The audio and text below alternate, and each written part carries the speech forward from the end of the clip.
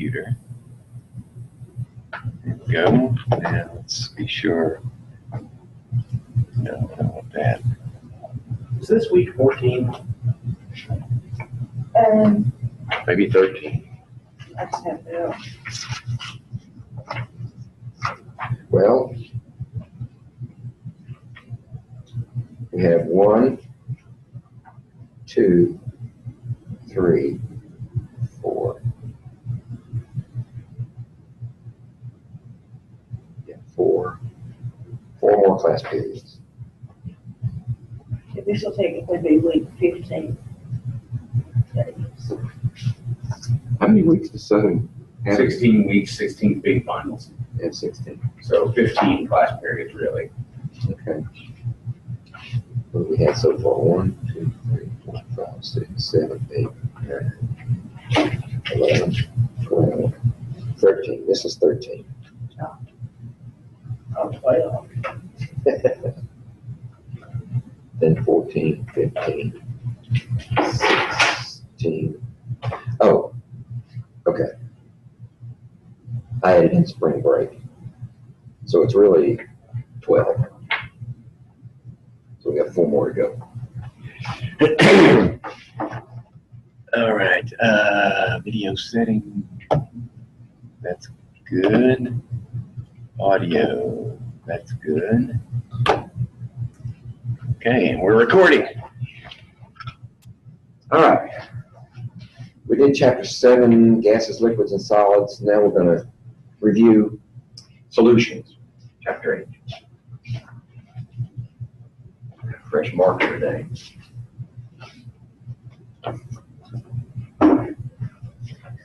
This shouldn't take too long. Maybe we can get into the lab early and not be rushed. Yeah, that'd be nice. I got everything set up and ready to go.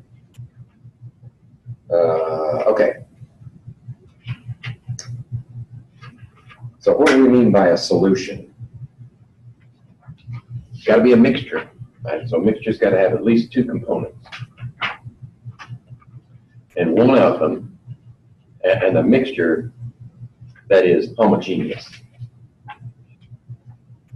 In other words, no matter where you look in the mixture, the composition is exactly the same.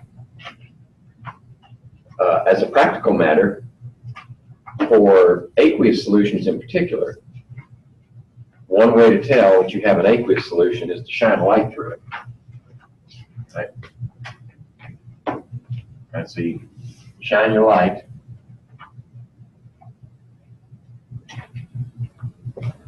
Shine your light beam through it. And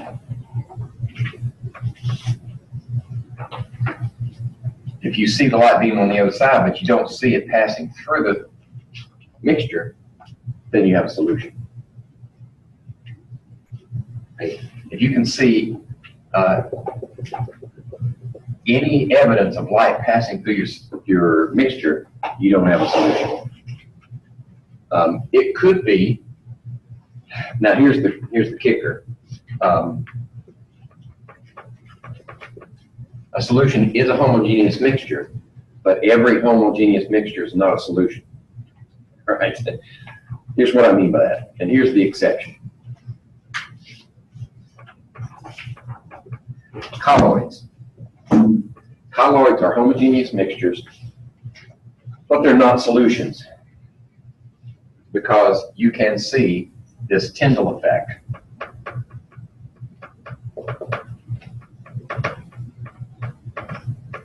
Through a colloid. Example of a colloid, Jello. Jello is not a solution. Well, not a perfect solution. You're going to put sugar in it. Of course, that goes into solution. But the gelatin that you put in your Jello does not go into solution. It is actually a suspension. But it's a stable suspension, which means its composition throughout is the same. But with this effect, you can tell whether it's a solution or not. So if you mix up go home and mix up some Jello. And before it solidifies, take a bright light, shine it through the glass with the mixture in it, and you'll see the light beam passing through it. But if you mix up some sugar water for your hummingbirds and pass the light through that, you won't see the light beam.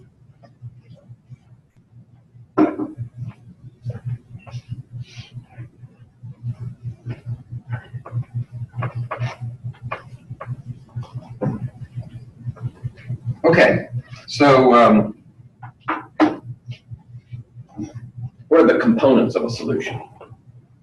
Well, you have at least two. One of them is the solvent. And every solution has only one solvent. It's usually 99% of the time is the major component. In aqueous solutions, the solvent is water. Everything else is a solute. You can have one or more solutes, but you can only have one solvent.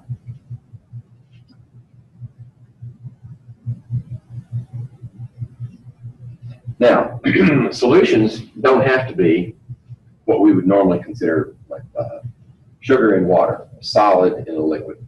They can be, actually, the sky's the limit. The one I get the weirdest looks from is solid solution.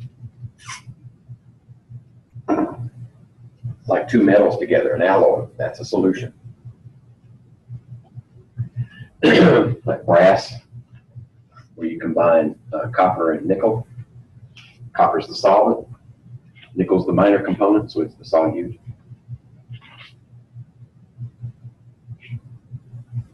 The air we breathe is a solution. In fact, anytime you have a gas and another gas, they always make a solution. Every time. Primarily because there's plenty of room in there for everybody. Lots of distance between the molecules.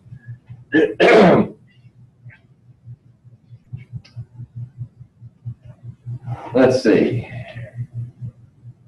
Now, I don't want to take up all your time. If you've been working some of these problems and they're giving you trouble, then identify them and we'll tackle them.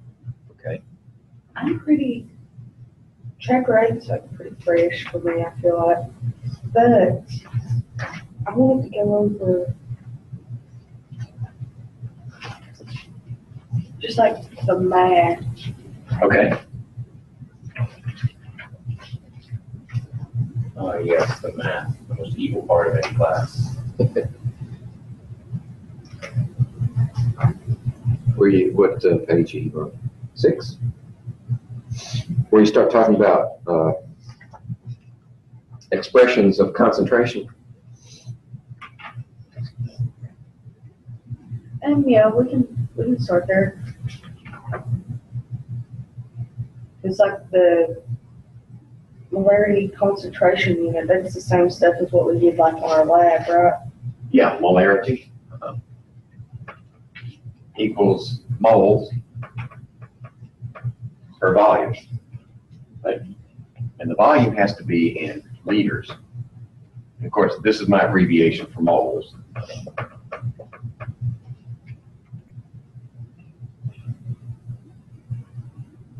So it's like any formula. It's got 3 variables. If you know 2 of them, you can solve for the third one. So if you have, if you're actually going to make a specific molarity of a solution, say, let's just say it's 1 molar, right? So you're going to need 1 mole of your solute, and if you put it in 1 liter. But what if you don't need a liter? Right? Like I made up a couple of solutions today. I didn't need a liter. the ratio is fixed. So if you need, say I only need 250 milliliters, that's 1/4 of this, right? So you only need 1/4 of a mole. Okay, so that's 0.25 liters. Yeah. Okay. But I don't know any balance that weighs things out in moles. So if you need a mole of something, you're going to have to convert it to mass. Yeah, that's what confused me. That's the only thing that confused me in the lab was how you Okay. convert moles. Remember back when at the beginning of the semester, we talked about dimensional analysis, conversion factors, basically what it is. So if you need this many moles, you have to know what the compound is in order to tell what your conversion factor is. Right? Because you need to cancel moles and leave you with mass. Right? So mass per mole is molar mass, molecular weight. So if it's sodium chloride, you just look up there and find sodium, 23, and chloride is 3545.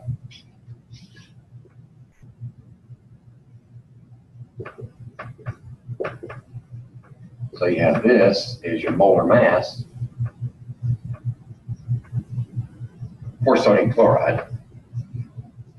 Then you say this is that many grams per mole, and that means the grams go on top. There you go. And then you multiply that times 1/4, and whatever that happens to be. So that's 1, 4, 4 to 24 to 6, 1, rounded to 2. So it'd be equal to 14.62 grams. Then you just go weigh that out, and you know that as long as you've got sodium chloride, and you weigh that much out, you have this many moles. And you dissolve it in you make sure this is the volume of the solution. Right? For molarity, that liter has to be after your solute is dissolved, then you can bring it to the final volume. Because this is the solution. This is not the added amount of salt. This is the solution. And when you add solutes to the solvent, usually the solute goes into holes between the molecules of the solvent. So that means it doesn't increase the volume, right? So if you know, say if you had 0.98 liters of water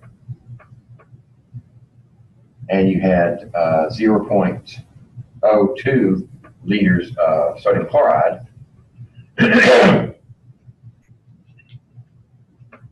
that's not going to be equal to 1 liter of solution.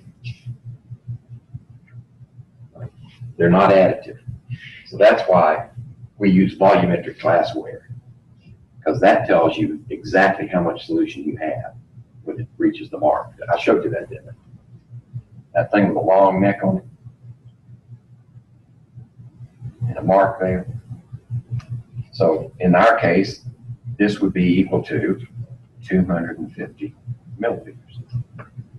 So you put your salt in the bottom, fill it up with water to here somewhere, and then you mix it until it's completely dissolved.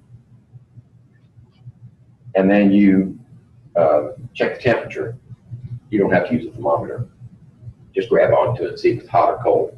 If it's really hot or really cold, then you want to let it come to room temperature. And once that's dissolved, and it's at room temperature, then you can fill it the rest of the way, cap it off, and mix it. Then you know you have exactly 250 milliliters of solution with that many moles of sodium chloride. Okay.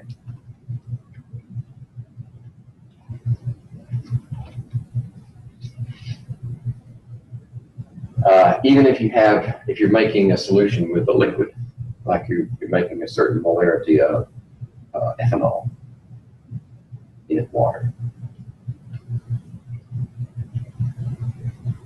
The volumes are not additive. The ethanol is going to go in solution, probably not going to contribute its entire volume to the total because it's going into spaces between the molecules of water. Right? Changes, and the way that a solute is hydrated, in this case, or solvated if it's not water,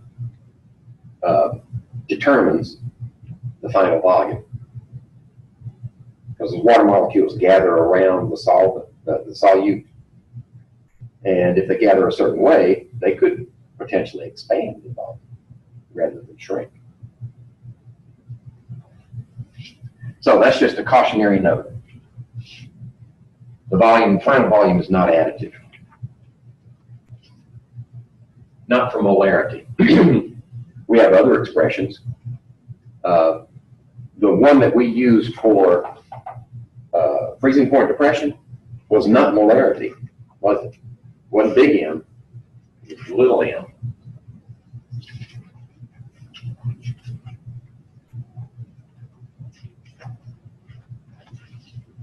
So what's the difference?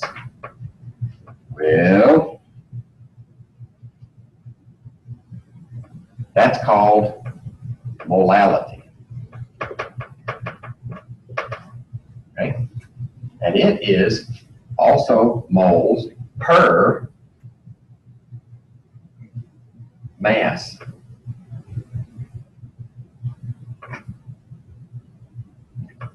So this is moles of solute.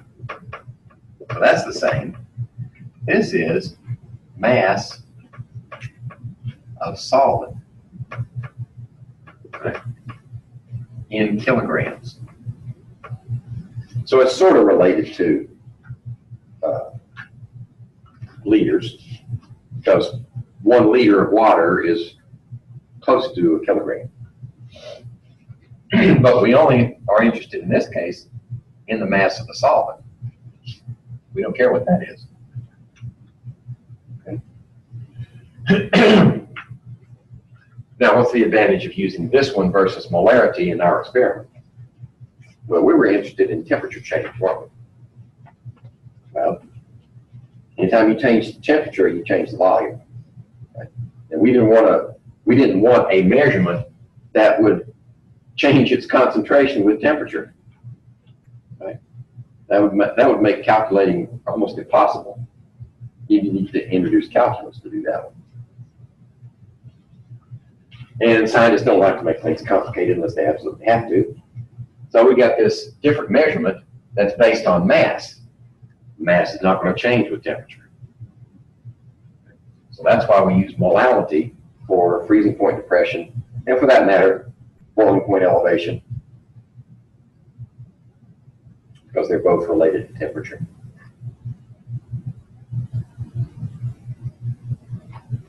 Okay?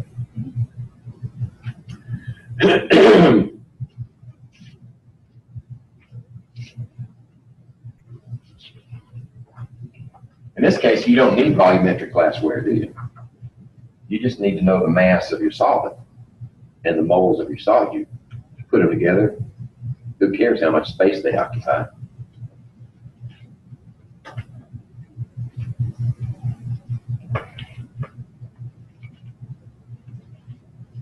Okay. Anything else?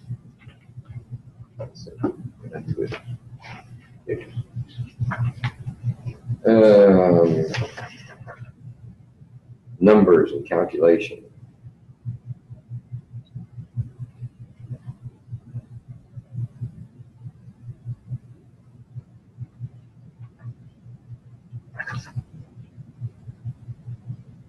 Dilutions, you understand how dilutions are done?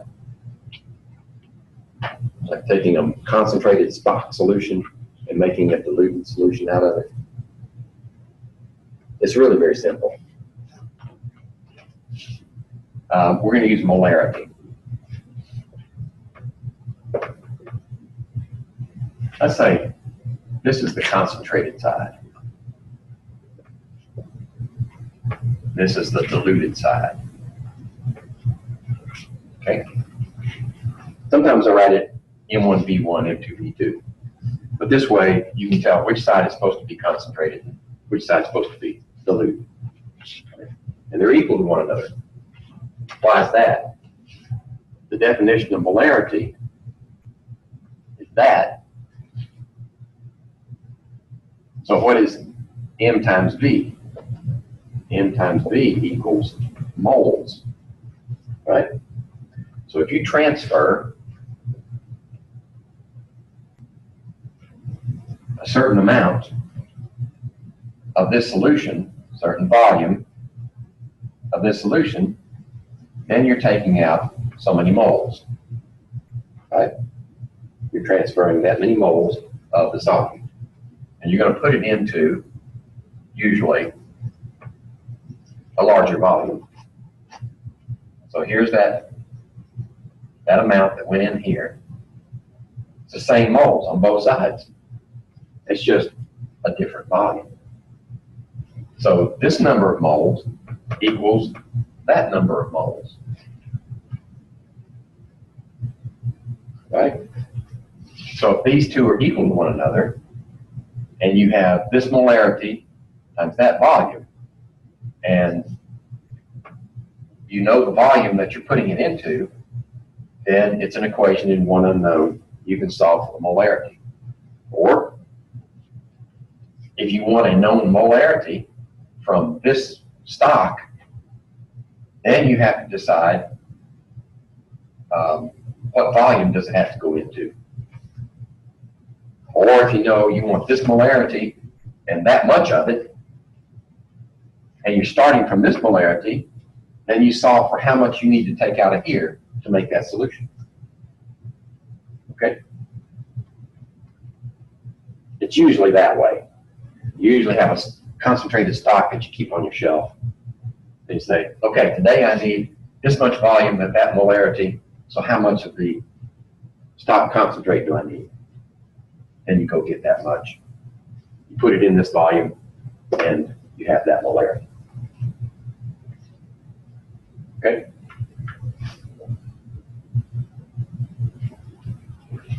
We need to do some examples.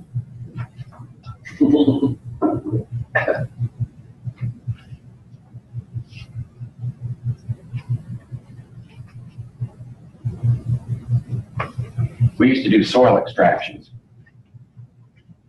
with 0.1 molar hydrochloric acid, which is not really concentrated. But we didn't want to have to make up that low concentration every time, because in order to make that concentration, even with a large volume, it takes volumetric glassware to measure out a small amount of hydrochloric acid, because you're starting from a concentrate, like 37%. It's fuming. You have to do it under the hood. So we make up a concentrated solution. This is our target. And we make up a concentrated solution of maybe 2 molar. And that's what we keep on the shelf. And the day we're going to use it, we need that molarity. And say we need, we're going to do a lot of samples. Let's say we need 10 liters. Believe it or not, there is a 10-liter volumetric flask. That big around. That's all. That sounds convenient. And it costs a fortune. So here we go. That's the volume of the concentrate we need. Okay, so you just solve for this one. Put the 2 over here. 0.1 times 10 divided by 2. So that's equals 0.5 liters. So we need 500 milliliters in 10 liters. And it'll give us this concentration. And then you just go to town with your samples. usually put them in old acid bottles. Yeah. Once we're finished using them, clean them out real good. Then we can use those, and we put this stuff in those acid bottles, and you can buy this special kind of pump that exactly fits the top of your acid bottle, and it's got it's calibrated to deliver. Every time you pump it and push down, it spits out exactly the right volume that you need. So you can just go 1, 2, 3, right down the line. I was actually thinking, that sounds like something that would be really helpful to have. I Yeah. wonder if they make that. I feel like they would. You just need to calibrate it. I mean, it's got markings on it, but they vary, and as it gets older, you need to maintain it. So we usually pump it into a graduated cylinder and be sure it's delivering what we want. And then the delivery also changes with the height of the liquid inside the bottle. So we usually only go down maybe a third to no more than a half of the volume of the bottle dispensed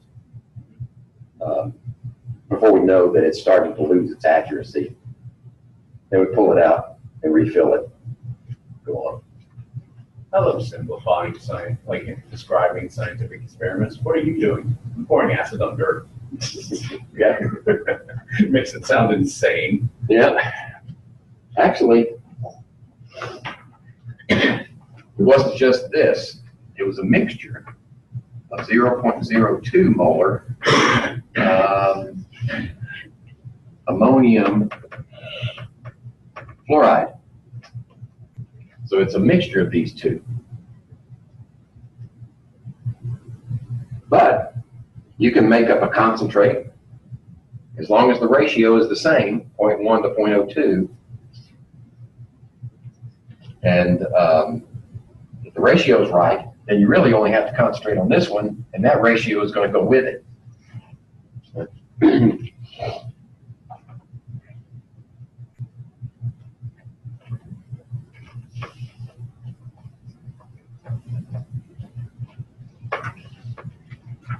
Okay. What else do we need?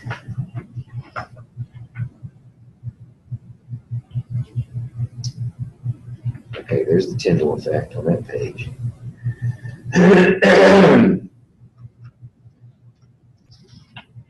Calculations. Well, did the boiling point elevation calculations give you any trouble? Right, remember what those were? Not boiling point, melting point, excuse me. Melting point depression. So it would be the change in temperature of the, usually with an F, that's temperature of fusion, which is another way of saying melting, freezing. Then you have molality, and then that's times a constant for, actually, it's the fusion constant for the solvent. Every solvent has a different one. Right?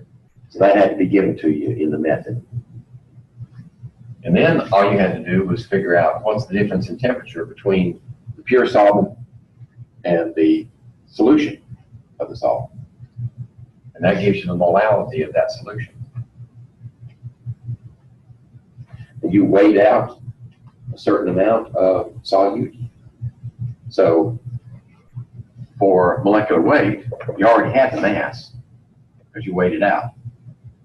What you needed was moles. So that's where the relationship is here. That's moles, and this is moles per kilogram of solvent.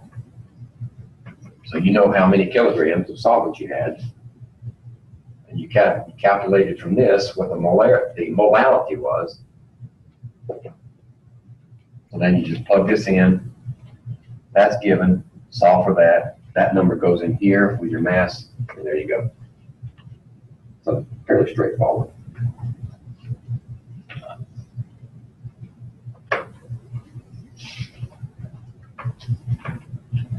And that same thing can be done for boiling point elevation. Only it's a little more complicated. It's not well suited for introductory laboratory. The one we did was perfect.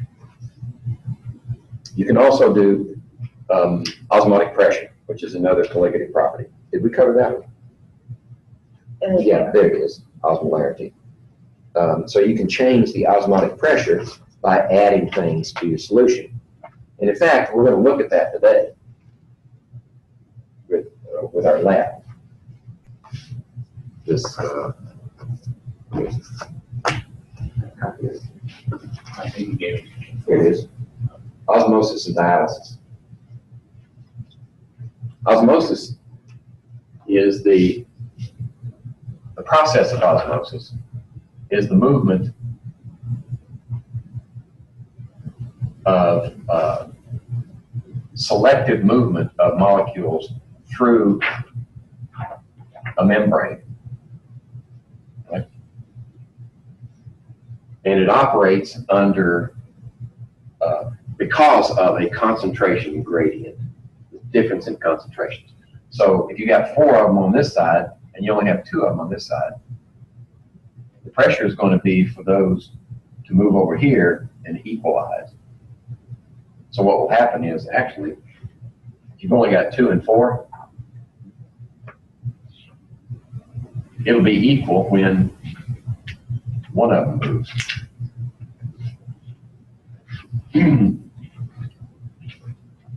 But the process is similar to, let's see, it's an equilibrium process. In other words, the rate of the forward is equal to the rate of the backwards. Right? So on the macroscopic scale, it looks like nothing's happening once it reaches equilibrium. But on the microscopic scale, it's furiously going backwards and forwards. It's just that those 2 rates are equal. It's like the vapor pressure. Can we talk about vapor pressure? I think we did. Let me see. Vapor pressure. Well, maybe we didn't.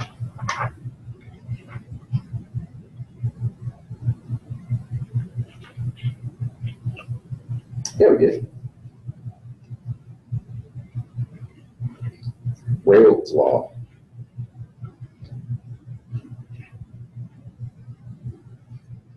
The vapor pressure of a liquid in a closed vessel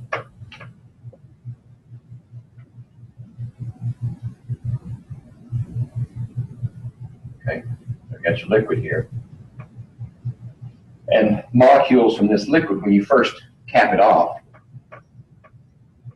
plug that hole, there's nothing of the liquid in the headspace, right? So it's all one direction in the beginning. But eventually you get enough of them up here to where the return is equal to, the condensation rate is equal to the vaporization rate. And then you have an equilibrium. And depending on the liquid you have here, that partial pressure, and in this case for the pure liquid, is characteristic of that liquid and the temperature. If you increase the temperature, you're going to increase that pressure. So the temperature has to be constant for any useful experiments. Now, what happens if you add a non-volatile solute to that? What happens is the vapor pressure decreases because there are some of these at the surface, and the rate of vaporization and the rate of condensation is dependent on where the room is. Right? Is there room to vaporize and condense? Well, if it's occupied by X's along here, then those positions are denied. So the vapor pressure goes down.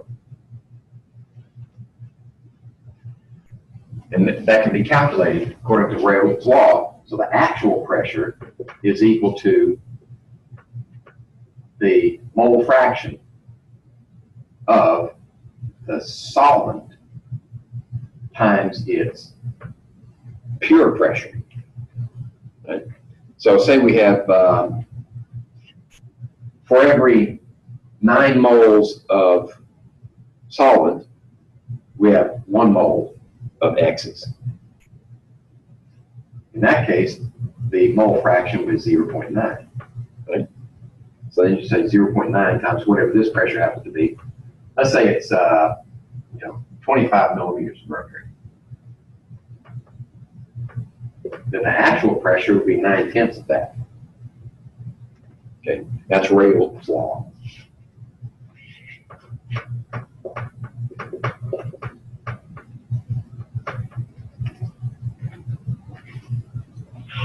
We didn't spend a lot of time on that during the lecture. But it's another colligative property.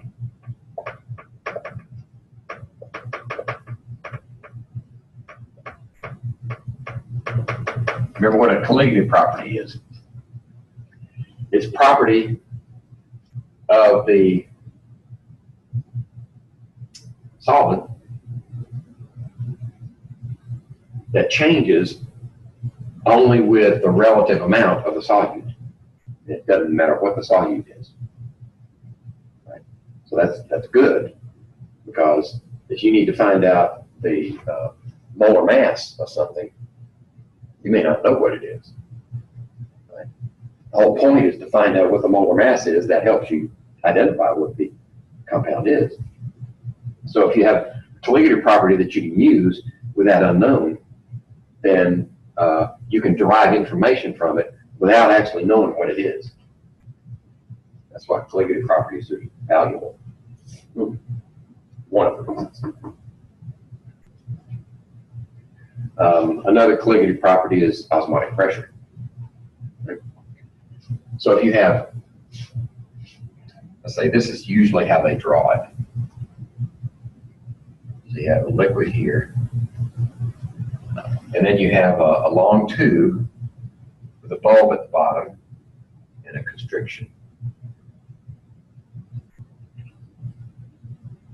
A long tube here like that. Okay? So if the concentration here, say this is just distilled water.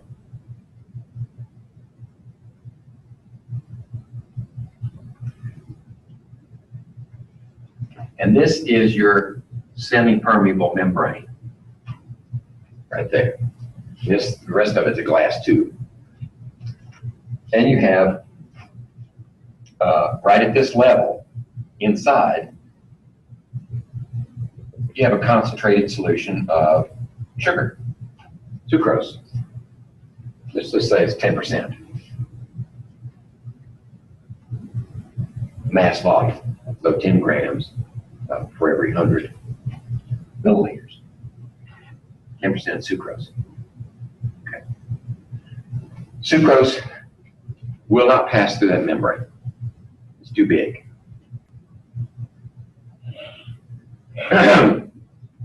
But water will. It's small enough. So it'll pass through the membrane.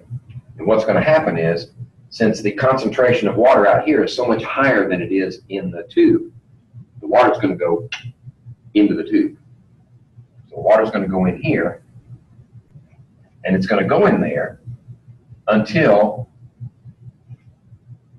and there's that equilibrium back and forth across the membrane. And when it reaches equilibrium, it may be up here. But at that point, the concentration of sucrose is less than 10%. So, what's the difference in pressure, right? There's no difference in pressure here, right? Because we're right at that level. Same pressure inside and out. When we put them together, it rises up here until the force of gravity on this column of solution is enough to start driving water back through the membrane the other direction. And the driving force behind that, pushing the water this way, and the water wanting to go this way to balance the concentration, equal. So at that equilibrium point, this column stops moving. And the difference here is the osmotic pressure.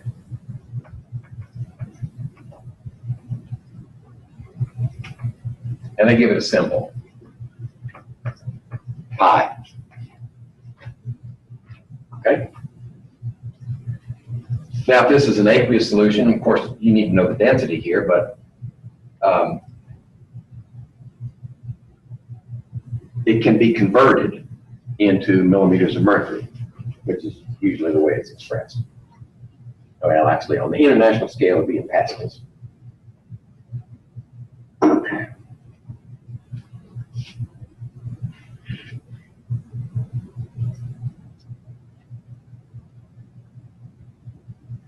So what you can do is, you can apply pressure here with a device and drive that thing back down to here. When you've driven it down to here where it's stable, then that's the way to measure the pressure, osmotic pressure, with your device. If you put more pressure on it, then it'll go down here. And what happens there is you're starting to drive water back through the membrane and you're leaving a more concentrated solution inside. Right? That's called reverse osmosis. And it's used in many places around the world to produce desalinated water. Right? So you have these membranes, whole banks of them, like a warehouse full of the things. And you take seawater that's been cleaned, so it won't contaminate the membrane, and you drive it under pressure against those membranes, and the only thing that can cross the membrane is not the solid, but the water.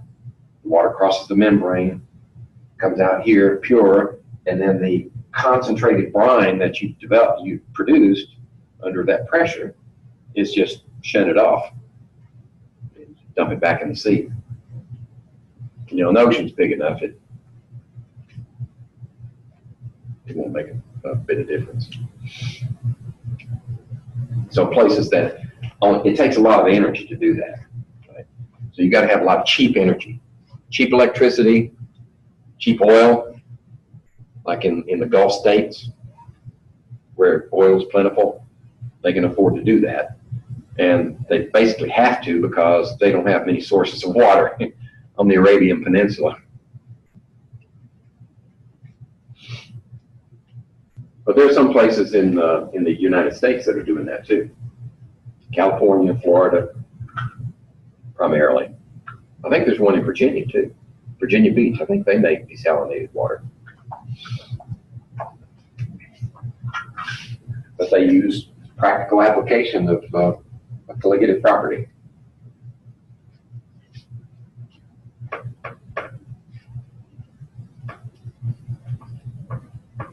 This thing's not doing as well as before. Let's go this one. There you go. It's not a worn out marker, it's a worn out eraser. Yeah, I think the fibers are filling up. Okay. Anything else? I've talked a lot more than I planned.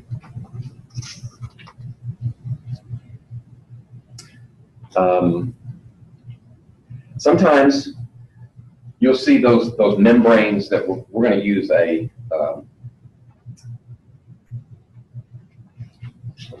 what's the term for it? There we go.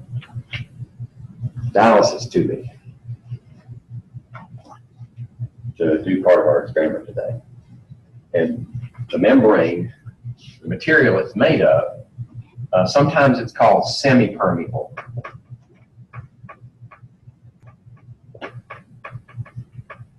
Semi-permeable usually means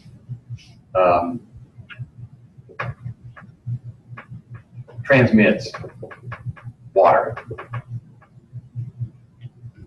or anything that's really a lot smaller than water. But you also have other membranes that are designed to be selectively permeable.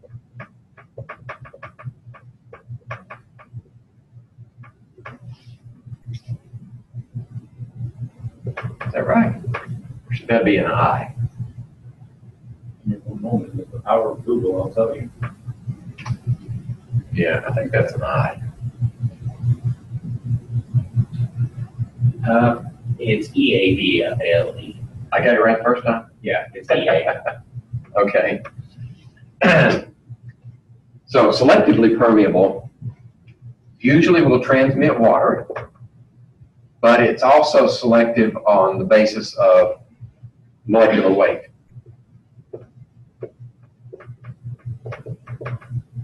So big molecules won't go through, but small molecules like glucose, or in our case, will pass through the membrane. So it's made so that it'll transmit larger molecules than water. It's just selective. And this selectivity can be tailor-made based on how you produce the membrane.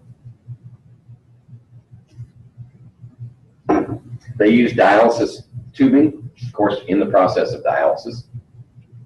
So if your kidneys are crapped out on you, then they put you in there and the blood goes in one, they return it in another one, or they might even have a port built in if you're going to do that on a regular basis. And under pressure, they push your blood through these banks of membranes, and it just wholesale squeezes out, based on the selectivity, things in your blood, particularly the waste products like urea and what's another one? Creatinine. If your kidneys are crapped out and your liver's not doing so hot either, then creatinine might be one of them. And then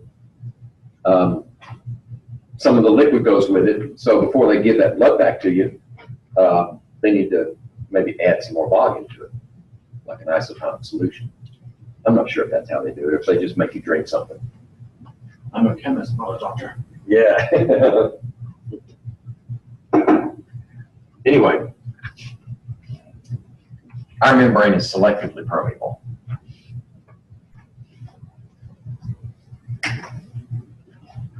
And you can think of plant and animal cells,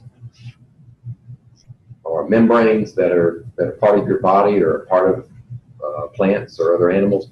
You can think of them as selectively permeable membranes. You had any anatomy and physiology? Any of that? I had biology and we covered cells. So. Okay. Did you get to kidney function? Yeah, I feel like we, I don't feel like we like,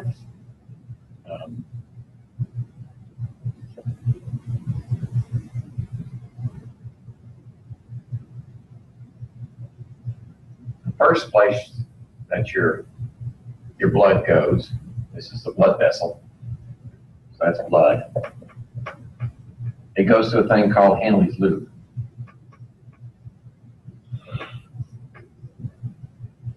And there's a network of tubes that lead off, and this is your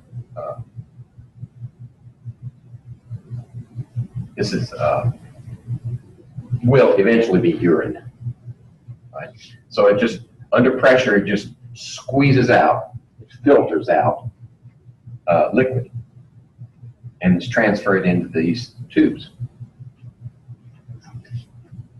And then over here, these tubes form a network like that around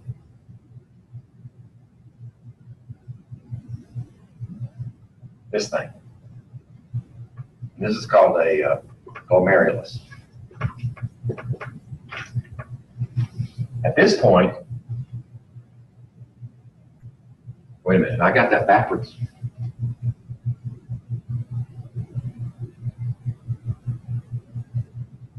I think that's right.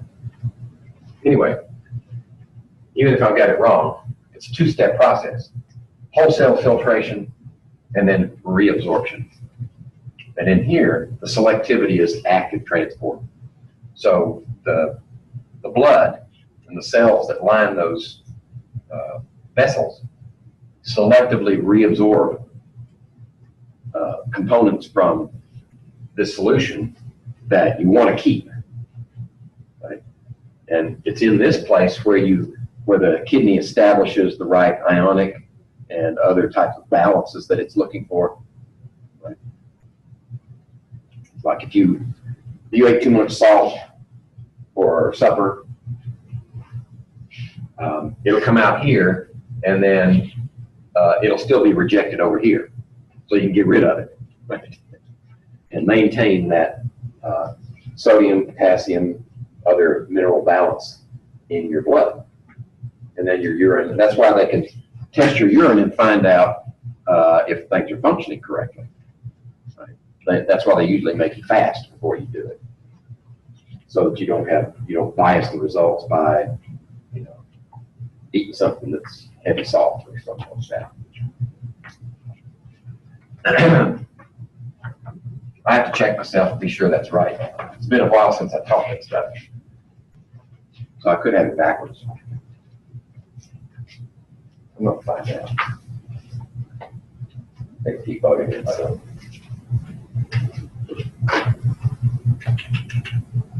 Well,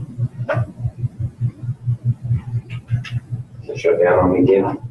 Looks like it. We use my phone. Power technology. Yeah.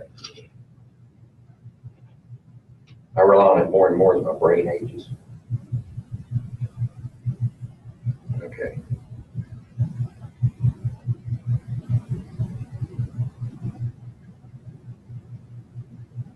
I'm ready anytime you are. Okay.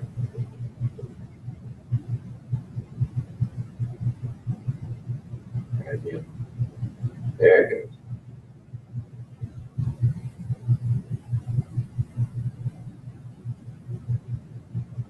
Oh, here we go.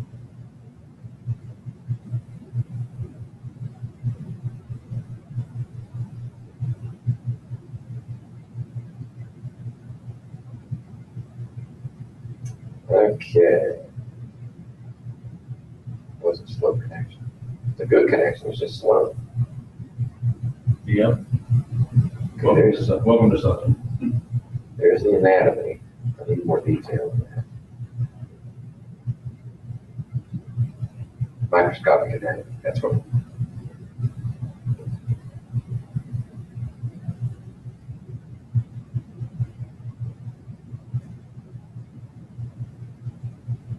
Okay.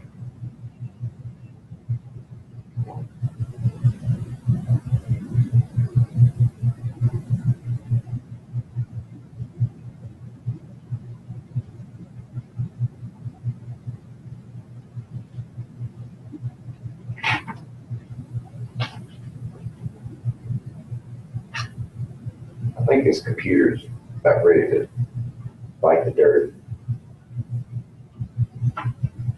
Sounds like half the computers here. It did that to me last week. It just stopped working.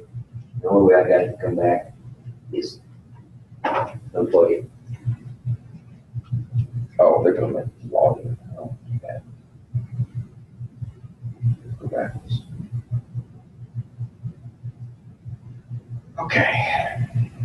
Let's do images. Let's see what I'm looking for.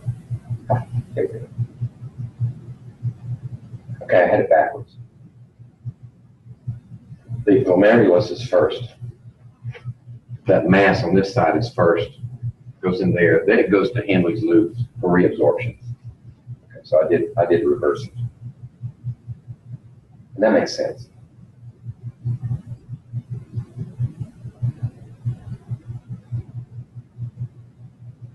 Not quite the reverse osmosis you intended. No. But it is a two-step process.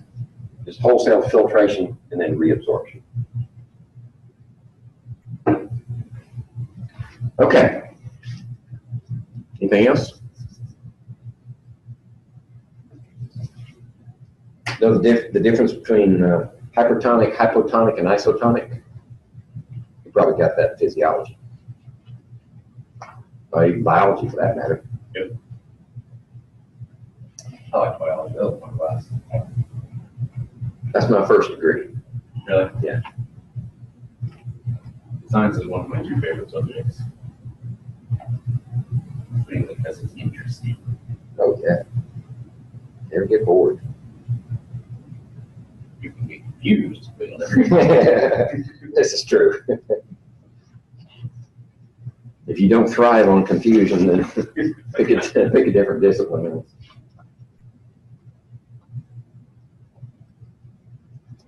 If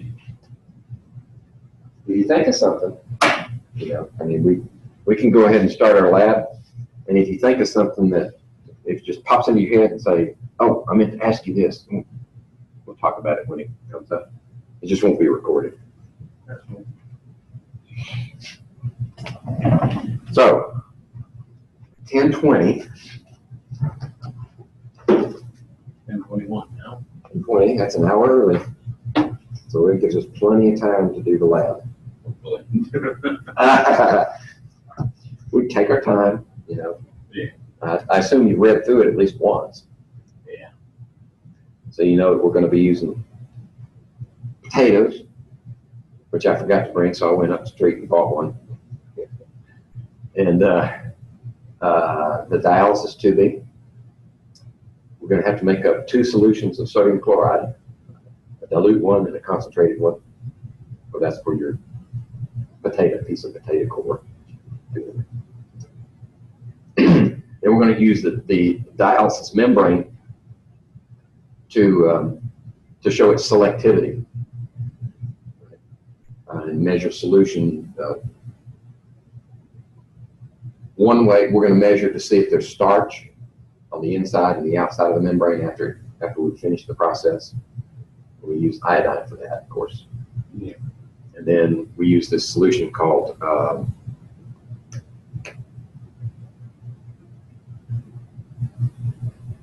take my time. Anyway, it measures for sugars, reducing sugars. And then you can see if there's any inside or outside. But that requires heat to develop the color. So that's why I've got water on the heaters. It may even be boiling by now. Are you already put it on? Yeah. Okay. Yeah, otherwise we'd have to break out the Bunsen burners. Open flames. I try to avoid open flames unless you absolutely have to have them, you know. Lost it for life. Yeah. Okay. So let's stop this. I was gonna say, you don't want to stop the recording.